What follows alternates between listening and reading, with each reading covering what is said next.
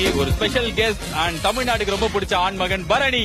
வணக்கம் brother. Bharani, welcome and thank you so much நீங்க எங்க கூட ஸ்டார் ஸ்போர்ட்ஸ் தமிழ்ல பேசுறதுக்கு. அண்ட் ரொம்ப ரொம்ப ரேரா தான் வந்து ஒரு ஆண் மகனுக்கு மொத்த ஊருமே சப்போர்ட் பண்ணும். ஒரு விஷயம் வந்து உங்க மேல குற்றச்சாட்டா சொல்லி இன்னைக்கு ஆனா எல்லாருமே அங்க கிரவுண்ட்லயே கத்துறாங்க, டிவில பாத்துட்டு இருக்கிறவங்க கத்துவாங்க. இந்த அளவுக்கு அந்த வீட்டுக்குள்ள இருந்து வெளில வந்ததுக்கு அப்புறம் உங்க வாழ்க்கையில இவ்வளவு சப்போர்ட் வரும், இவ்வளவு மக்கள் வருவாங்கன்னு எதிர்பார்த்தீங்களா? ஏற்கனவே கொடுத்த இன்டர்வியூல சொன்ன மாதிரி தான், கம்பன் வீட்டு கட்டுத்தரையும் கவிபாடும். சோ உலக நாயகன் டாக்டர் ஷவாலிய தலைவர் கூட நிக்கும் போது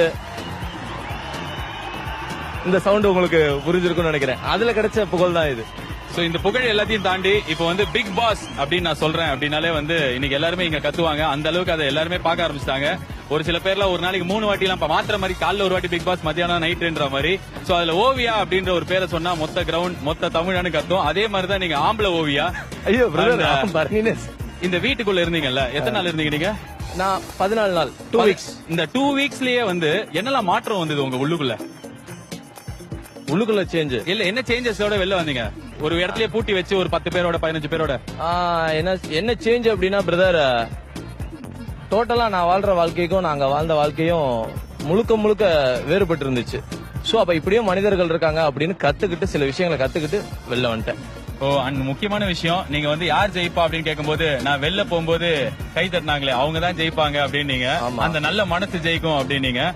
நல்ல மனசு நேற்றுக்கு அமுச்சு வச்சுட்டாங்க. என் ஓவியா வெளில போயிட்டாலே. ஓவியா உங்களுக்கு மட்டும் பாதிக்கப்பட்டது இல்ல பிரதர். சரி, என்ன வெளில போயிட்டாங்களே, இப்ப அதை பத்தி உங்க மனசு துடிக்கல? கண்டிப்பா ரொம்ப ஃபீல் பண்ணேன் நானு.